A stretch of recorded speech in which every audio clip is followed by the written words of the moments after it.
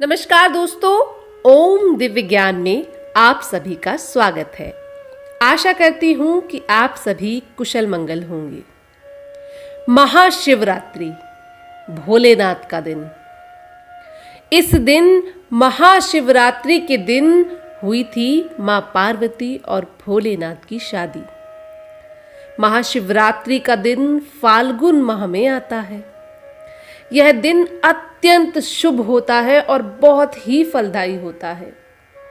जो लोग महाशिव को अपना आराध्य मानते हैं, जो लोग महाशिव को अपना प्रिय मानते हैं, उन लोगों को इस दिन विशेष पूजा करनी चाहिए। और जो लोग चाहते हैं कि उनके जीवन में कुछ अच्छा हो, उनका भाग्योदय हो, तो यकीन मानिए इस दिन की गई पूजा आपके भाग्य को बदल कर रख सकती है। महाशिवरात्रि के फल स्वरूप आपको कुछ ऐसी चीज मिल सकती है जो आपका जीवन बदल देगी। आइए आज एक कहानी सुनते हैं, एक छोटी नन्ही चिड़िया की कहानी। महाशिवरात्रि के फल स्वरूप उस नन्ही चिड़िया को क्या मिला? पर कहानी में आगे बढ़ने से पहले मेरे प्रियजनों, अगर आप हमारे चैनल पर नए हैं तो चैनल को सब्सक्राइब जरूर कर दें ताकि ऐसी वीडियो आप तक पहुंचते रहें। तो आइए आज की कहानी शुरू करते हैं। एक बार की बात है, एक पेड़ पर एक चिड़िया रहती थी। चिड़िया ने 3 अंडे दिए थे, जिनमें से 3 सुंदर सुंदर बच्चे हुए थे।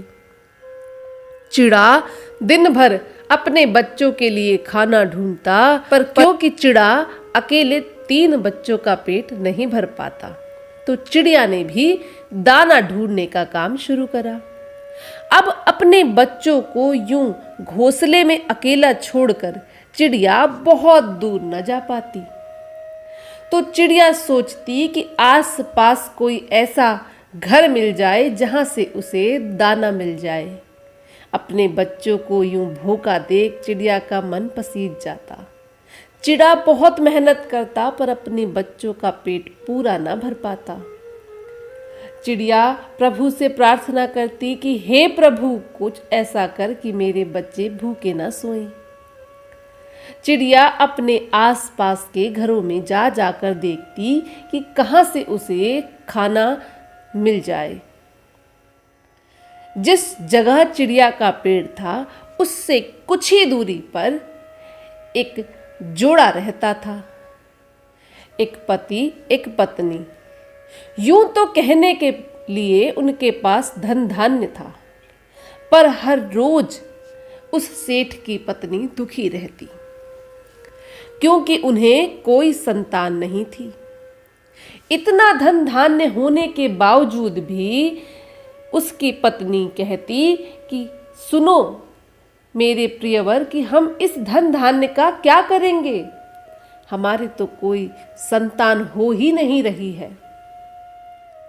सेठ कहता, जब भाग्य में लिखा होगा तो हो जाएगी, अगर भाग्य में न लिखा होगा तो ना होगी, सब प्रभु इच्छा है। सेठानी बहुत दुखी रहती। पहले तो वह सोचा भी करती थी। सेठानी मन से आस्तिक थी। सेठानी सोचती थी कि यदि वह कुछ पुण्य करेगी, कुछ अच्छे काम करेगी, तो शायद प्रभु की कृपा दृष्टि उस पर पड़ जाए। इस तरह सेठानी रोज सुबह प्रभु की आराधना करती, रोज अपनी छत पर पक्षियों को दाना डालती, रोज गाय भैंस बैलों जो जंतु उसे दिख जाता उसे भोजन कराती। पर सेठ अपने कामों में व्यस्त रहता। सेठ को सेठानी की इन बातों से कोई परेशानी तो न थी, पर वह खुद इतना बड़ा आस्तिक न था। सेठानी के दिन बीतने लगे, पर उसका मन और दुखी होता जा रहा था। अब चिड़िया को वह घर मिल गया था जहां से वह अपने बच्चों को दाना लाकर खिला सकती थी, क्योंकि सेठ सेठानी का घर चिड़िया के घोंसले से बिल्कुल लगा हुआ था। इसीलिए चिड़िया बहुत खुश थी कि उसे इतनी आसानी से खाना मिल जा रहा है। हर दिन वो सेठ सेठानी को दुआएं देती। पर कुछ दिनों से छत पर सेठानी चावल के दाने नहीं डाल रही थी। अब चिड़िया दुखी होने लगी। पहले तो उसके बच्चे अच्छा खा के सो जाया करते थे, पर अब कुछ दिनों से खाना तो मिल ही नहीं रहा। चिड़िया बहुत दुखी हुई। चिड़िया ने सोचा एक बार जाकर सेठ सेठानी की बातें तो सुने, आखिर सेठानी को हुआ क्या है। चिड़िया गई तो सेठ सेठानी आपस में बातें कर रहे थे। सेठानी बोली, मुझे तो लगता है प्रभु हमें भूल गए हैं। इतना धन धान्य होने के बावजूद मैंने इतने पुण्य कर्म करे, लोगों को खाना खिलाया, छत पर खाना डाला, लेकिन शायद यह सब का कोई मतलब नहीं। शायद प्रभु हमें देखना ही नहीं चाहते। इसीलिए अब मेरा किसी चीज में मन नहीं लगता। अब मुझे कुछ करने का मन नहीं करता। चिड़िया ने सोचा कि यह तो निराश हो गई, पर इसकी निराशा के कारण मेरे बच्चे भूखे सो जाएंगे। मुझे कुछ ऐसा करना होगा कि प्रभु की दृष्टि में सेठानी आ जाए। मुझे कुछ करना होगा कि मेरे बच्चे भूखे ना सो जाएं। यह सोचकर चिड़िया उड़ चली। चिड़िया अपने घोंसले में गई, अपने चिड़े से कहा कि हे चिड़े, मुझे कुछ दिन के लिए कहीं जाना होगा, आप बच्चों का ख्याल रख लेना। चिड़िया यह बोलकर उड़ चली। बहुत मेहनत मशक्कत करने के बाद चिड़िया भगवान भोलेनाथ और माँ पार्वती के पास पहुंची। भगवान भोलेनाथ अपनी तपस्या में लीन थे। चिड़िया माँ पार्वती के पास गई और बहुत रोने लगी। माँ पार्वती इतनी नन्ही चिड़िया को इतना थका हुआ और रोते देख पूछने लगी, हे पुत्री, क्यों तुम परेशान हो? क्या दुख है तुम्हें? इतनी दूर आने का क्या कारण है, बताओ पुत्री। चिड़िया ने माँ पार्वती से कहा, हे माता, आप तो जगत माता हैं, आपके भी बच्चे हैं। हे माता, ऐसा कैसे हो सकता है कि मैं अपने बच्चों को भूखे पेट सोने दूं? इस जगत में कोई ऐसी औरत नहीं होगी जिसके बच्चे अगर भूखे हों तो वह चैन से बैठ जाए। माँ पार्वती बोली, तुम्हारी बात 100% सही है पुत्री, पर ऐसा क्या हुआ है कि तुम इतनी दूर आई हो? तुम हमसे क्या चाहती हो? चिड़िया ने सारी कहानी माँ पार्वती को सुना दी। हे माता, वह बेचारी सेठानी अपने सारे कर्म, अपने सारे पुण्य किए जा रही है, पर शायद आपने उसे देखा नहीं, शायद भोलेनाथ उसे देख नहीं पा रहे।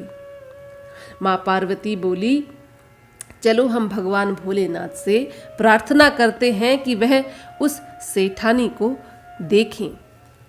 यह बोलकर माता पार्वती शिव जी के पास गईं। हे भोलेनाथ, आप इतने दयालु हैं, कृपया इस चिड़िया पर दया कीजिए। भोलेनाथ आंखें खोलकर बोले, हे नन्ही चिड़िया, क्या परेशानी है तुम्हें? नन्ही चिड़िया ने भोलेनाथ को अपनी सारी बातें बता दी। भोलेनाथ बोले, चिड़िया, मेरी प्यारी पुत्री, उस सेठ और सेठानी के भाग्य में संतान का योग नहीं है। चाहे वे कितने पुण्य कर्म कर लें, पर उनके भाग्य में संतान योग नहीं है। चिड़िया बोली, हे प्रभु, अगर उनके भाग्य में संतान न हुई तो मेरे बच्चे भूखे रह जाएंगे। आपको दया करनी ही होगी। चाहे आप जो मार्ग बताएं मैं करूंगी। आप मुझे बताएं ऐसा क्या करें कि उनके भाग्य में संतान योग बन जाए। माँ पार्वती बोली, हे पुत्री, सेठानी सारे कर्म करती है, सारे पुण्य कर्म करती है, पर उसने कभी शिवरात्रि का व्रत नहीं किया। उसने कभी शिवरात्रि पर भगवान भोलेनाथ की पूजा नहीं की। वह सिर्फ पुण्य कर्म करती है, पर उससे कहो कि वह व्रत करे, वह भगवान भोलेनाथ की तपस्या करे। सेठानी की जिंदगी में संतान योग बन जाएगा। भगवान शिव और माता पार्वती को प्रणाम करके चिड़िया उड़ चली। एक दिन सेठ और सेठानी यूं ही बैठे हुए थे। चिड़िया उड़ते उड़ते उनके पास गई। वह सेठानी से बोली, हे सेठानी, शायद तुम मुझे नहीं जानती, पर मैं तुम्हारी छत से हर रोज अपने बच्चों के लिए भोजन ले जाया करती हूँ। मैं जानती हूँ कि तुम दुखी हो, तुम बहुत दुखी हो क्योंकि तुम्हें संतान नहीं हो रही, पर मैं तुम्हें कुछ ऐसा बता सकती हूँ कि तुम्हें संतान योग हो जाएगा। सेठानी चिड़िया की बात सुनकर प्रसन्न हो गई। वह बोली, चिड़िया, आप जो कहोगी मैं करूँगी। चिड़िया ने बताया, महाशिवरात्रि, भगवान भोलेनाथ की आराधना करो, पूरे मन से करो। 4 पहर भगवान की पूजा करना, भगवान के ऊपर बेलपत्र चढ़ाना, अक्षत चढ़ाने, पूरी विधि विधान से भगवान की पूजा करो।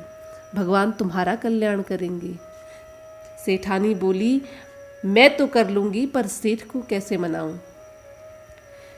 चिड़िया बोली, यह तुम पर है, तुम्हें अपने पति को संतान के लिए मनाना ही पड़ेगा। यह बोलकर चिड़िया उड़ गई। अब सेठानी ने सोचा, कैसे मैं अपने पति को यह समझाऊं कि भगवान भोलेनाथ की पूजा करे। सेठानी अपने पति के पास गई और झोली फैलाकर बोली, हे पतिदेव, आपके सामने अपनी संतान के लिए झोली फैलाती हूँ। सेठानी को इस प्रकार देख सेठ की आंखों से आंसू बह निकले। यह क्या कर रही हो? आप मेरे साथ, कृपया आप मेरे साथ महाशिवरात्रि का व्रत करें। कृपया आप मेरे साथ भगवान भोलेनाथ की पूजा करें। शायद हमें संतान हो जाए, शायद भगवान हमें देख ले। शायद आप नास्तिक हैं या आप भगवान पर नहीं मान रहे, इसी कारण हमें संतान नहीं हो रही। अपनी पत्नी को इस तरह रोते बिलखते देख सेठ का दिल पसीज गया। बोला, जो तुम कहोगी मैं करूँगा। सेठ और सेठानी दोनों ने महाशिवरात्रि का इंतजार किया। कुछ दिन बाद महाशिवरात्रि आई। दोनों ने मिलकर महाशिवरात्रि की पूजा की। दोनों ने मिलकर महाशिवरात्रि का व्रत रखा। भगवान भोलेनाथ को अक्षत, भगवान भोलेनाथ को बेलपत्र चढ़ाए, उनका अभिषेक किया। 4 पहर पूजा करी। भगवान भोलेनाथ की पूरे मन से आराधना करी। नंदी बैल को खाना खिलाया। भगवान भोलेनाथ के पूरे परिवार की आराधना करी। उनकी इतनी तपस्या देख भगवान भोलेनाथ प्रसन्न हो गए। पर भगवान ने सोचा, यह तो सिर्फ एक महाशिवरात्रि है, यह तो सिर्फ पहली महाशिवरात्रि है, क्या पता यह इस समय अपने लालच के लिए कर रहे हों। इसी तरह 2-3 महाशिवरात्रि निकल गईं। सेठ और सेठानी पूरे मन से भगवान की आराधना करते रहे और 4थी शिवरात्रि के आने तक सेठानी को एक पुत्र धन की प्राप्ति हुई। सेठानी को बेटा हो गया। सेठानी ने पूरे शहर में लड्डू बंटवाए। सेठानी के घर फिर वह चिड़िया आई। अब सेठानी रोज चिड़िया के लिए नया नया खाना रखती, नया नया भोजन रखती। चिड़िया सेठानी की प्रसन्नता से बहुत प्रसन्न थी और चिड़िया के बच्चे भी खाना अच्छा खा रहे थे। चिड़िया रोज सेठानी के पास आती, उसे धन्यवाद करती और सेठानी चिड़िया का धन्यवाद करती कि उसने उसके बच्चे के लिए इतनी मेहनत करी। पर चिड़िया जानती थी, इस संसार में माँ बनने से बड़ा सुख और कोई नहीं है। जिस तरह वह अपने बच्चों को पाकर खुश थी, वह जानती थी कि सेठानी के अगर संतान होगी तो वह भी उतनी ही खुश हो जाएगी। दोनों रोज भगवान शिव और माता पार्वती का धन्यवाद करते। सेठानी ने अपने पुत्र को भी यही सब सिखाया। वह भी रोज भगवान भोलेनाथ की आराधना करता। इस तरह सेठ सेठानी अपने पुत्र के साथ एक खुशहाल जीवन जीने लगे। पर उन्होंने पुण्य करना, भगवान शिव की आराधना करना कभी नहीं छोड़ा। भगवान शिव और माता पार्वती सेठ सेठानी को बहुत आशीर्वाद दिया करते, क्योंकि वे हर रोज उनकी पूजा करते, हर महाशिवरात्रि व्रत रखते। तो दोस्तों, इस तरह एक नन्ही चिड़िया की मदद से और भगवान शिव की पूजा से सेठ सेठानी को पुत्र धन की प्राप्ति हुई। उनके भाग्य में नहीं था, फिर भी प्राप्ति हुई। अब कुछ ही दिन बाद महाशिवरात्रि का पर्व है। महाशिवरात्रि है, आप लोग भी भगवान भोलेनाथ की आराधना करें, भगवान भोलेनाथ अपने नाम की तरह बहुत दयालु और बहुत भोले हैं। आपके परिवार पर भी उनकी असीम कृपा होगी, आपके सारे बिगड़े काम बन जाएंगे। बोलो हर हर महादेव।